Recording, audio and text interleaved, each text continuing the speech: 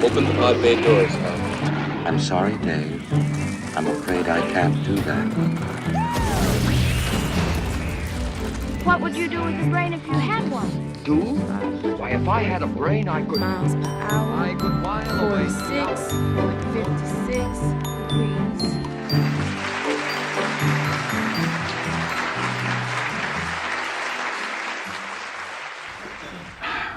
I entitled this Drama in a Time of Turmoil. I was 12 years old. A lot of things were going on in the world, and that's the turmoil part. And then we had this drama that actually ended up so well that I think it brought a lot of optimism at a time when there wasn't much to be optimistic about, quite frankly, in the world. So without further ado, I'll say some things about the political background. Apollo 13 was to be the third human landing on the moon, but some other things were going on. Vietnam War was still ongoing, and there were almost 350,000 U.S. troops in Vietnam. There were at least 9 major incidents of civil unrest or rioting in 1970 already. This is the launch was actually April 11th, 1970, and the Kent State shootings would happen about a month later. In the immediately preceding decade, we had at least 5 major political figures, including President Kennedy and his brother and Dr. Martin Luther King Jr. Really terrible time, Malcolm X and so on. And Ohio University, to bring a little local flavor, would close before the end of the academic year that year due to campus and community protests. But really what was motivating the Apollo program and the landings on the moon was sort of a race that really didn't have military implications, but had propaganda implications in the Cold War with the USSR, which no longer exists. So a little societal background. You're not going to see a lot of women in professional roles. You're not going to see African Americans in professional roles, at least not in any great numbers in this movie. The percentage of the entire workforce outside the home in the United States was 38% women, and now it's 47%. The professional women workforce now is 53%, but it was only 27% back then. And it was my experience a few years later that was really not in the technological or engineering and scientific workforce. So most of the schools in the South, and I was actually going to elementary school in the South, it was a segregated school. They would integrate the schools the next year. Most schools in the South and many in large cities in the North, Detroit, Boston, and so on, were still segregated by race. And you just think about where we are now, not where we want to be, but definitely further along than we were back in 1970. So the workforce largely reflected that segregation, and as I said, you will see you'll see mainly one sex, except in the homes, and you will see almost exclusively white Caucasian faces. Okay, technological. What was going on technologically? Where do we stand? I mean, we're going to the moon. We're doing this big thing. It turns out that it actually was just a matter of money and will to get this done. There were a lot of problems to be solved, but they put a lot of people on it, and they were fairly straightforward problems. So it actually, in my mind, even though I'm really a space nut, doesn't rank all that highly in terms of unique technology. It generated some, but it was not in and of itself the big thing. We've been able to launch rockets for quite some time before that. They were just really big now. Home computers, well, the first single chip computer process hadn't been produced yet. I think it was a few years away, maybe a handful. Home computers such as Apple, many people know about the Apple II and so on. That was extremely popular. That was still years away. The Apollo guidance computers, one was in the command module and one was in the lunar module, and I'll explain what that is in just a minute, were more than 1,000 times slower than my iPhone 5S, which is what, 3 generations old. And in most ways, they're probably 10,000 or more less powerful because the software support really just wasn't there at all. And they each weighed 70 pounds. So think about your iPhone weighing 7,000 pounds or 70,000 pounds or 700,000 pounds. Cell phones didn't exist. Color TV was available. I had not yet at this point seen a color TV. I remember that very vividly. I remember the first time I saw a program on color TV. It was the 1972 Super Bowl, and that was the Dolphins. The internet's precursor, the ARPANET, had fewer than 9 users, and today there are almost 4 billion users of what is now called the internet. So that sets the background of what the world was like. I was telling somebody earlier that it was 47 years ago yesterday, actually, that the Apollo 13 astronauts returned to Earth. And if you compare that, if you go back from 1970 and you go back 47 years, then there's one engineering or scientific event that year that really sort of stands out, and that's the invention of the electronic television. It was in 1927. So, or in that decade. So, a couple of interesting facts, a few interesting facts. There's some characters. Lovell, Swigert, Hayes, and Mattingly were all astronauts.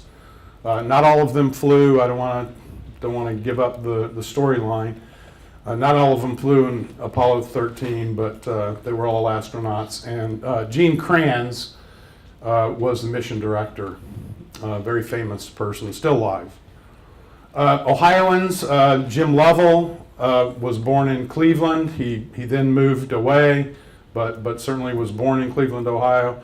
And Gene Kranz actually was born in Toledo and attended, I think, through high school, maybe even college in Toledo. 2 command modules from the Apollo program are on display in Ohio. One is Apollo 15, and that's in the Air Force Museum in Dayton. And then Skylab 3, which is in the Great Lakes Science Center up in Cleveland, right on the lake. Just a little tidbit, since I am an advocate of space travel and working in space, about 10 companies in Ohio have a larger budget than NASA. So we hear a lot about expenditures on things like NASA, and the fact of the matter is that it's a pretty good deal. I mean, we're still doing a lot of stuff in space. We're not sending people to the moon, but you've got to remember that when they did send people to the moon, that was all they were really doing. There were a few other satellites being launched, but we're launching a very large number of satellites, not only as a country, but as a world. So I wanted to give you an idea. This is what's called the spacecraft stack. This piece right here, just the cone part is the command module. Behind it is the service module. The service module's only real point was to provide propulsion and to provide electricity and water for the astronauts in the command module during this putatively long mission. And then the lunar module's purpose was simply to land on the moon, and actually only part of it returned from the moon in those situations, and this part would stay behind. And the usual practice was to re-enter. It was to actually crash the other part of the lunar module into the moon surface. But here's the Saturn V Stack, the whole rocket and spacecraft stack. So you can see this part right here is only goes down to about right there and up. There's an escape tower there. And the rest of this gets thrown away. It's simply to allow the spacecraft stack to achieve the orbit that is necessary to get it to the moon. Here's just another view of that, so it makes a little bit more clear what the command module and the service module are. And then it's called here the lunar excursion model, which sort of dates this drawing because they stopped stopped referring to it as the excursion module before Apollo 11, actually. So you have stage 1, stage 2, and then there's an adapter, and then 4 in the spacecraft. So, okay, here's what actually happened. So the poster that's been posted around has already shown this photo, so I didn't feel bad about spoiling the movie for you, but this is actually the damage that occurred. And what happened was we had a complete failure of the fuel cells is really the big problem. Now, you'll hear about what actually happened and why in the movie, but that was really the problem. And the fuel cells did two things. They generated, a byproduct of the reaction was water, but also electricity. And so they were really left without much of anything for the command module and the service module, and really relied on the lunar module. So the command module really just had battery power, and there was no way that was going to carry the astronauts through an orbital return to Earth. So here's the situation.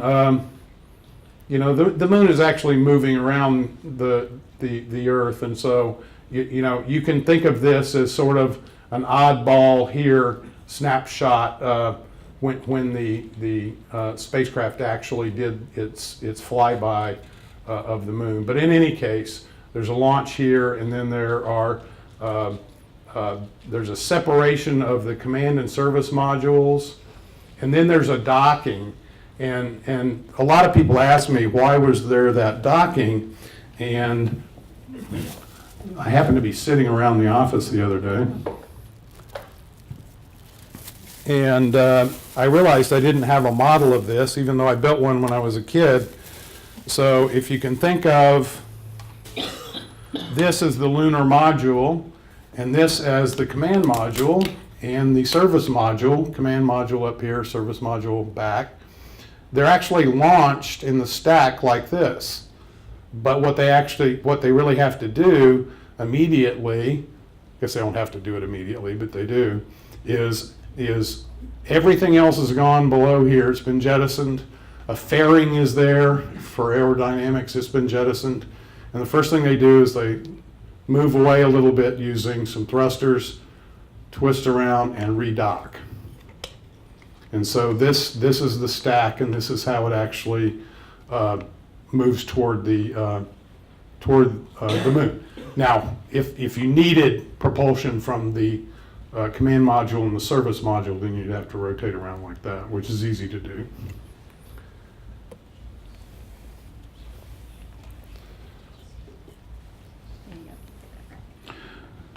So they were quite a ways into their trip. This is actually drawn to scale, and this is actually where the incident occurred. And so there were some options there. The problem is that they required some things that weren't going to be possible to return the astronauts to Earth alive. We could have gotten the hardware back, but we could not have gotten, and we could have gotten the bodies back. We could not have gotten live astronauts back unless the maneuver that ended up occurring happened, which was a flyby of the moon, and then a return to Earth. And then there's obviously an undocking because the command module is the only thing that's really designed to re-enter the atmosphere of the Earth. So what you'll find is that the lunar module acted as a lifeboat. So basically, I'm just summarizing this, is that there are ways to abort the trip, but each one of them meant that they would have to discard the lunar module, and the lunar module was the only thing that had sufficient electricity and water to keep the astronauts alive. So they had no choice but to continue on to the moon, fly by, and then come back.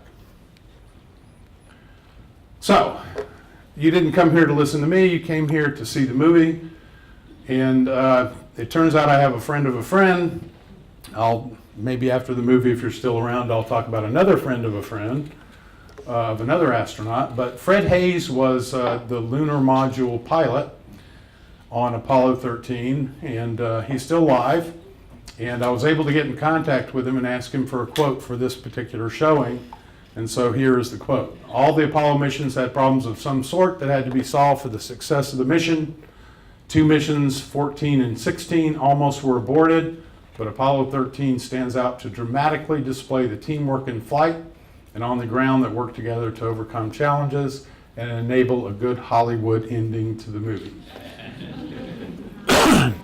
So in Apollo 14, they had trouble doing this docking maneuver that I just talked about with my lunar module and command module made from materials at hand. And in 16, some of the attitude thrusters they thought had failed in orbit around the moon. So that's what he's referring to. It's actually fairly hard to find if you start doing the research.